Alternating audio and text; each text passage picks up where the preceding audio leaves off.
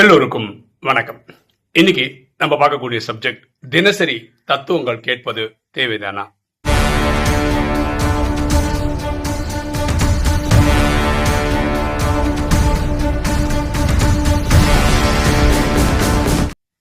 பாருங்களேன், நம்ம யூடியூப் சேனல்ல எண்ணம் போல் வாழ்வு அப்படின்றது தினசரி வருது. ஒரு மினிட்டுக்குள்ள இருக்கிற வீடியோ. இதை நான் என்ன பண்ணேன், நிறைய வாட்ஸ்அப் குரூப்ல ஷேர் பண்றேன். அந்த மாதிரி நான் என்னோட காலேஜ் ஃப்ரெண்ட்ஸ் இருக்காங்க இல்லையா, அந்த குரூப்லயும் ஷேர் பண்றேன். அதுல ஒரு நண்பர் போட்ட கருத்து என்னன்னா, இந்த மாதிரி தினசரி ஒரு நல்ல கருத்து, இந்த மாதிரி தத்துவம் கேட்கணும்னு அவசியம் கிடையாது, அதுலேயும் கொஞ்சம் பிரேக் எடுத்துக்கலாம் அப்படின்னு ஒரு கமெண்ட் போட்டிருந்தார். நான் உடனே அவருக்கு வாய்ஸ் நோட்ல ஒரு பதில் சொன்னேன் ஃப்ரெண்டுக்கு. ஃபர்ஸ்ட் ஆஃப் ஆல், இந்த மாதிரி சிந்திக்கிறாங்கல்ல, தினசரி ஒரு தத்துவம் கேட்கணுமா, தினசரி நல்ல விஷயங்கள் கேட்கணுன்றது அவசியம் தானா அப்படின்னு சிந்திக்கிறவங்களுக்கான பதிவு தான் இந்த வீடியோ. ஓகே, இது ஒரு கதை சொல்லி நம்ம இதுக்கு விளக்க ட்ரை பண்ணுவோம். ஏற்கனவே இந்த கதை நம்ம ஏற்கனவே யூடியூப் சேனலில் சொல்லியிருக்கிறோம், வேற ஏதோ தலைப்பில் சொல்லியிருக்கோம். கேட்டிருந்தீங்கன்னா சந்தோஷம், கேட்கலன்னா இப்போ கேட்கலாம். ஒரு வீட்டில் ஒரு பெரியவர் தினசரி வேதவியாசர் எழுதின பகவத்கீதை படிப்பார், தினசரி படிப்பார். அவங்க பையன் அவர் என்ன பண்ணுவார்னா, அப்பா இதை படிக்கிறத கேட்பார். இந்த பையனை பொறுத்த வரைக்கும் என்னன்னா, அப்பா ஏன் இது தினசரி படிக்கிறாரு, இதனால என்ன பிரயோஜனம் கட்சிச்சு, நம்ம வாழ்க்கையோட லிவிங் ஸ்டாண்டர்ட் என்ன மாறிடுச்சு அப்படிலாம் அவன் நினைக்கிறது உண்டு. அந்த வாலிப வயசுல அப்படிதான் இருக்கும். இவங்களோட தொழில் என்னன்னா விவசாயம்.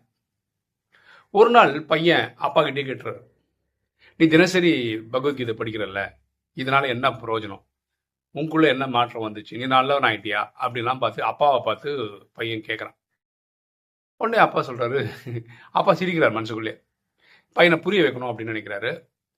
இந்த விவசாயம் பண்ணும்போது என்ன பண்ணுவாங்கன்னா, இந்த ஃபார் எக்ஸாம்பிள் இந்த வயலில் இதெல்லாம் வெள்ளரிக்காய், இந்த மாதிரி காய்களெல்லாம் பயிரிடும் போது அதை கலெக்ட் பண்ணுறதுக்கு ஒரு கூடை இருக்கும் தெரியுமா, அந்த கூடையில் கலெக்ட் பண்ணி தான் கொண்டு வருவாங்க போவாங்க. அந்த மாதிரி அதை என்ன பண்ணுவாங்கன்னா, சாணமெல்லாம் பூசி அப்படிதான் வச்சிருப்பாங்க, மெழுகேற்றி வச்சிருப்பாங்க. அந்த கூடை எடுத்துன்னு வர சொல்லுவார் அப்பா.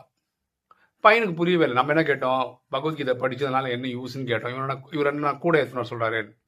சரி, அப்பா தானே, எதுவும் சொல்ல முடியாது, கொண்டு வர்றாரு. அவங்க வீட்டிலேருந்து ஒரு ஒரு ஒரு 2 மீட்டருக்குள்ளே தான் அவருக்கு நதி இருக்குது. இவர் என்ன சொல்கிறாருன்னா, நேராக போய் அதை தண்ணி பிடிச்சி எடுத்துணுவான்றாரு. உங்களுக்கு தெரியும், இந்த மாதிரி கூடையில் நிறைய ஓட்டம் இருக்கும், அதில் தண்ணி தங்காதுன்னு தெரியும். உடனே பையன் பயங்கர ப்ரில்லியன்ட் இல்லை, அப்பா இதில் தண்ணி தங்காதுப்பா, இதை போய் எடுத்துன்னு சொல்கிறேன். பரவாயில்ல, எனக்கு தெரியும், உன்னால் எவ்வளோ முடியுமோ நீ சீக்கிரம் போய் சீக்கிரம் வா, எவ்வளோ தண்ணி உன்னால் கொண்டு வர முடியுதுன்னு பார்க்கலாம் அப்படின்றாரு. பையனுக்கு ஒன்றும் புரியல, தான் கேட்ட கேள்வி என்ன, இவர் என்ன பண்ண சொல்கிறாருன்னு தெரில. நேராக போகிறான், முடிஞ்ச வரைக்கும் ஃபுல்லாக தண்ணி எடுக்கிறான். இங்கே வீட்டுக்கு வரான், வீட்டுக்கு வரும்போது தண்ணி இல்லை.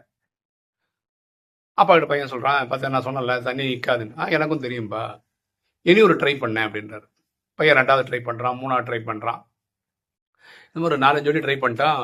பையனுக்கு இப்போ கடுப்பாயிடுச்சு. பையன் என்ன சொல்கிறான், அப்பா நான் கேட்ட கேள்விக்கு நீ பதில் சொல்கிறனாலும் பரவாயில்ல, இது மடத்தனமாக இருக்குது, போய் தண்ணி ஏற்றுவான்னு சொல்கிறது மடத்தனமாக இருக்குது, அது தண்ணி தங்காது நான் சொல்கிறேன், அதை நீயும் பார்க்குறீங்க, தண்ணி வரும்போது இருக்கிறது இல்லை, அப்படி இருந்தும் என்ன போய் 4 வாட்டி அடித்து 5 வாட்டி எடுத்து ஏன் கேள்வி கேட்டேன்ற மாதிரி ஆகிப்போச்சு எனக்கு அப்படின்னு. அப்பா சொல்கிறாரு, இப்போ அந்த கூடையை பாருன்றார். இவன் ஃபஸ்ட்டு அந்த கூடையை எடுத்துன்னு வரும்போது அது ரொம்ப அழுக்காக இருந்தது.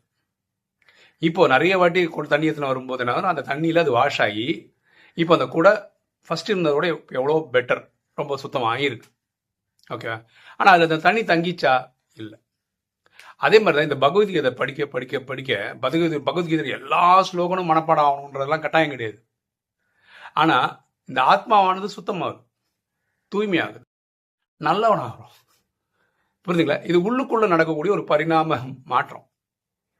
இப்போ இந்த விஷயத்தில் இந்த கூடை சேஞ்ச் ஆயிருக்குன்னு பார்க்குறவங்களுக்கு தான் தெரியுது சுத்தமாயிருக்குன்னு. இல்லைன்னா கூடையில் தண்ணி எடுத்துவாங்க, தண்ணி தங்கலை, இது மட்டும் தான் பார்க்குறவங்களுக்கு அதுதான் தெரியும். தண்ணி தங்கலைன்றதான் தெரியுமே தவிர, அந்த கூடை எடுத்துகிட்டு போயிட்டு வந்தபோது அது தூய்மை ஆயிருக்குன்னு எப்போ பார்க்கணும், அந்த கூடை அந்த ஆங்கிளில் பார்த்தா தான் அது தெரியும். இப்போ நம்ம இது கிட்டத்தட்ட 9 வருஷமா யூடியூப் ஸ்பேஸில் இருக்கோம். இந்த எண்ணம் போல் வாழ்வு எனக்கு தெரிஞ்சு 2-3 வருஷமா நான் பண்ணிட்டு இருக்கோம். ஓகேவா? இதில் சில அனுபவங்கள் சொல்கிறேன். எனக்கு சென்னையில் ஒரு தம்பி தெரியும். அவர் என்னோட ஒரு 10 வயசா சின்னவர் தான். ஆனால் பிஸ்னஸ் வழியாக அவருக்கு தெரியும். அவர் எடுத்ததுக்கெல்லாம் கோவப்படுவார். நமக்கு ஒரு கருத்து இருக்கும்னு வச்சுக்கலாம், உடனே அதோட எதிர்கருத்தை சொல்லுவார். அந்த எதிர்கருத்து தான் கரெக்டுன்னு வாதாடுவார், சண்டைலாம் போடுவார். நம்ம என்ன பண்ணுவோம், நமக்கு தெரியும், எனக்கு ஒரு கருத்து இருந்தால் உங்களுக்கு ஒரு கருத்து இருக்கும்னு தெரியும், எனக்கு வந்து அந்த கருத்தோட டிஃபரன்ஷியலாம் இருந்தால் கூட நான் அந்த சண்டைக்கெல்லாம் வரமாட்டேன். ஆனால் அவர் வந்து சண்டைக்கு போடுவார். அவர் என்னன்னா நமக்குன்னு ஒரு கருத்து இருக்குல்ல, அதை மாற்ற ட்ரை பண்ணுவார். இது வந்து பிஸ்னஸ் பண்ணும்போது பண்ணிட்டு இருந்தார். காலப்போக்கில் என்னாச்சுன்னா அவர் வேற ஒரு பாதைக்கு போயிட்டார், நம்ம வேற பாதைக்கு போயிட்டோம். அவரை நான் பார்க்க வேண்டிய அவசியமே வரல. திடீர்னு ஒரு நாள் எனக்கு ஒரு ஃபோன் வந்தது இவர்கிட்ட இருந்து. அது ஒரு வாட்டி இல்லை, அவர் 10-15 வாட்டி கூப்பிட்டாரு. பொதுவாக நான் இவரெல்லாம் என்டர்டெயின் பண்ணுறதில்லை. எடுத்தா ஏதோ ஒன்று நம்ம சொல்கிறதுக்கு சண்டை போடுறதுக்கு தான் வருவார். இவர் எதுக்குடா கூப்பிட்றாரு, சரி 10 வாட்டி கூப்பிட்றாரு எதுக்குன்னு எடுத்து பேசும்போது அவர் சொல்கிறாரு, நான் வந்து உங்களுக்கு தேங்க்ஸ் சொல்கிறதுக்காக கூப்பிட்டேன் அப்படின்னாரு. நம்ம என்ன பண்ணிட்டோம் இவர் தேங்க்ஸ் சொல்கிறாரு அப்படின்னு நான் கேட்டேன், என்ன விஷயம் அப்படின்னு. நான் உங்கள் எண்ணம் போல் வாழ்வு சீரீஸை ரொம்ப நாளாக பார்த்துட்ருக்கேன். இப்போ எனக்குள்ள நிறைய சேஞ்ச் வந்துச்சு. முன்னாடிலாம் ரொம்ப கோவப்படுவேன். நான் உங்ககிட்ட எத்தனையோ வாட்டி சண்டை போட்டிருக்கேன். என் கருத்து தான் நீங்கள் ஆமோதிக்கணும்னு சொல்லிட்டு நான் சண்டைலாம் போட்டிருக்கேன். அப்போ நீங்கள் பணிவாக தப்பி விலகி போயிடுவீங்க, பெரிய சண்டைலாம் போட மாட்டீங்க. ஸோ நீங்கள் சண்டை போடுறதுக்கு தைரியம் இல்லை அப்படிலாம் கூட நினச்சிருக்கேன். ஆனால் ஒரு பிரச்சனையை விட்டு விலகி போகிறதே அந்த பிரச்சனை கூட சண்டை போட வேண்டிய அவசியம் இல்லைன்றதை நீங்கள் புரிஞ்சதால அப்படி பண்ணுறீங்க. இப்போ எண்ணம் போல் வாழ்வு கேட்டு கேட்டு கேட்டு நான் கோவத்துலேருந்து குறைஞ்சிருக்கிறேன், ஒரு நல்ல மனுஷனாக இருக்கேன். இப்போ என் வீட்டில் வந்து மனைவி மதிக்கிறாங்க, பசங்க மதிக்கிறாங்க, நண்பர்கள் மதிக்கிறாங்க. முன்னாடி இந்த கோவப்பட்டதுனால எனக்கு எல்லாரும் விரோதிங்க தான் வாழ்க்கையிலேயே. இப்போ நான் ஒரு நல்ல மனுஷனாக மாறுறதுக்கு வந்து இந்த எண்ணம் போல் வாழ்வு எனக்குள்ள ஒரு மாற்றம் உருவாக்கியிருக்கு அப்படின்னு அவர் சொல்லியிருக்காரு. இது கேட்கும்போது ரொம்ப சந்தோஷமாக இருக்கு. அதே மாதிரி மலேசியாவிலேருந்து ஒரு தம்பி சொல்லியிருந்தார். அவர் இருக்கிறது ஒரு ஃப்ளாட்டு. இவர் வந்து நம்மளோட எண்ணம் போல் வாழ்வு வந்து அவர் அங்கே டிக்டாக்ல போட்டுப்பார். ஓகே, டிக்டாக்ல போடுறது மட்டும் இல்லாமல் அவரோட வாட்ஸ்அப் ஸ்டேட்டஸாகவும் வச்சுப்பார். அப்போ அந்த ஃப்ளாட்டில் இருக்கிறவங்க, இவரோட ஃப்ரெண்ட்ஸ் லிஸ்ட்டில் இருக்கிறவங்கலாம் அதை பார்ப்பாங்க. அப்படி அதே ஃப்ளாட்டில் இருக்கிற ஒரு பொண்ணு, அந்த பொண்ணு வந்து இந்த எண்ணம் போல் வாழ்வு பாப்பா. அவளுக்கு பிடிச்சதெல்லாம் அவளும் ஸ்டேட்டஸில் வைப்பாள்.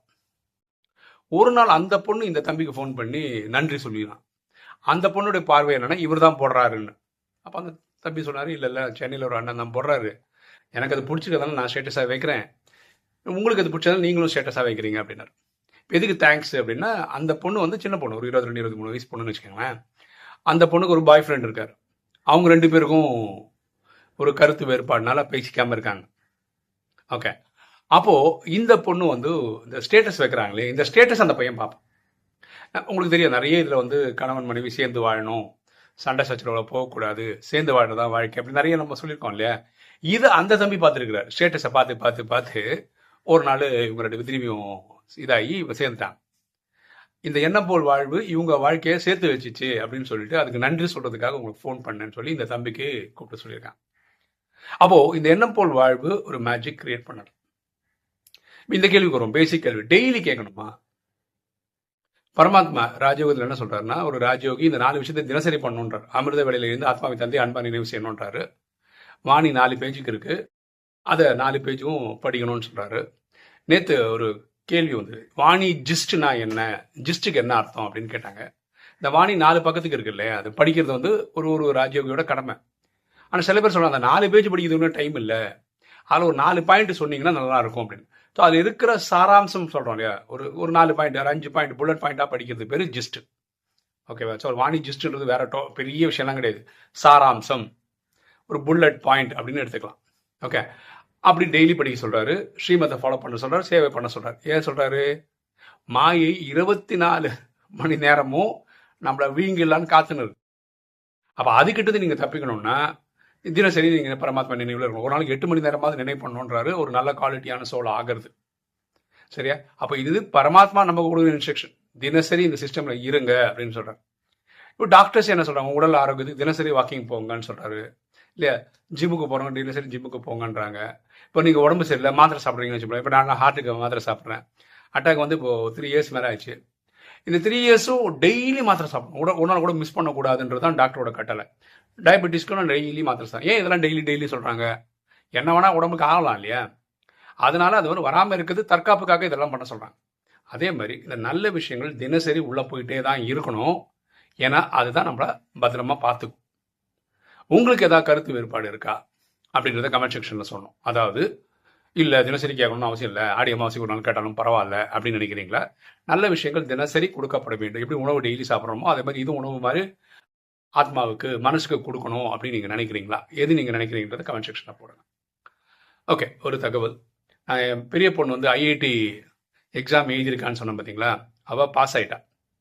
இப்போ என்னென்னா அஃபிஷியலாக ஒரு இமெயில் வரணும், அதாவது பாஸ் ஆகிடுச்சு ஃபீஸ் கட்டுங்க, இவ்வளோ அமௌண்ட் கட்டுங்க, இத்தனை நாளில் கட்டுங்கன்னு சொன்னது வரல.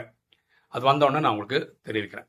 அதே மாதிரி நீங்கள் வீடியோ பார்க்குறதுக்குள்ளே என் சின்ன பொண்ணுக்கு இன்ஜினியரிங் காலேஜில் ஏதாவது ஒரு காலேஜ் கிடச்சிருக்கும்.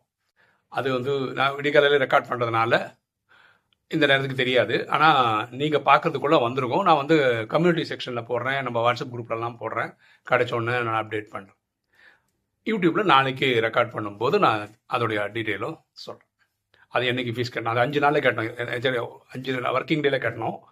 23ஆம் தேதிக்குள்ளே இன்ஜினியரிங்கான ஃபீஸ் கட்ட வேண்டியிருக்கும். அதுவும் எவ்வளோ அமௌண்ட்டுன்றது என்ன காலேஜை பொறுத்து இருக்குது, அதுவும் தெரியும் போது உங்களுக்கு எடுத்து சொல்கிறேன். ஓகே, இன்னைக்கு வீடியோ உங்களுக்கு பிடிச்சிருக்கணும்னு நினைக்கிறேன். லைக் பண்ணுங்கள், சப்ஸ்கிரைப் பண்ணுங்கள், ஃப்ரெண்ட்ஸ் சொல்லுங்கள், ஷேர் பண்ணுங்கள், கமெண்ட்ஸ் போடுங்க. தேங்க்யூ.